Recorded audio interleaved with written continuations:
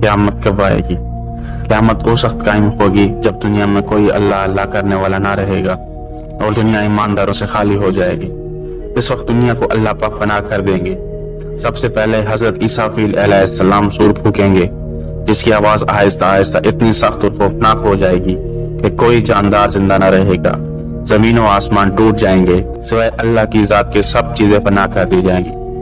پھر اس کے بعد حضرت اسرافیل علیہ السلام دوسرا سور پھونکیں گے تو مردے زندہ ہو کر قبروں سے نکل کھڑے ہوں گے اور رنڈیوں کی طرح پریشان محشر کے میدان میں جمع ہوں گے، اور پھر سور پھونکا جائے گا وہ سب یکا یک قبروں سے نکل کر اپنے رب کی طرف جلدی جلدی چلنے لگیں گے۔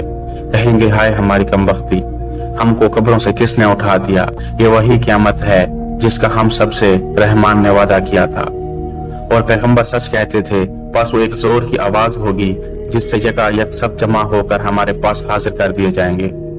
دوسری جگہ ارشاد ہے، آسمان پھٹ جائیں گے اور جب ستارے بکھر جائیں گے اور جب سمندر چلائے جائیں گے، جب قبر کے لوگ زندہ کیے جائیں گے، ہر نفس جان لے گا جس نے آگے بھیجا ہے یا وہ پیچھے رکھا ہے۔ ایک دوسری جگہ ارشاد ہے، جب آسمان پگھلے ہوئے تانبے کی طرح ہو جائے گا اور جب پہاڑ روئی کے گالوں کی طرح ہو جائیں گے، پھر جہاں ہر آدمی کا حساب و کتاب ہوگا، کسی نے ذرا برابر نیکی کی ہوگی وہ اس کے سامنے آ جائے گی۔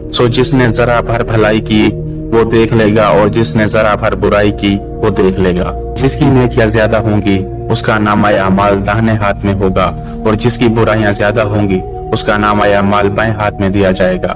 جس شخص کا نامہ اعمال اس کے داہنے ہاتھ میں ملے گا اس سے آسان حساب لیا جائے گا اور وہ اپنے متعلقین کے پاس خوش خوش آئے گا۔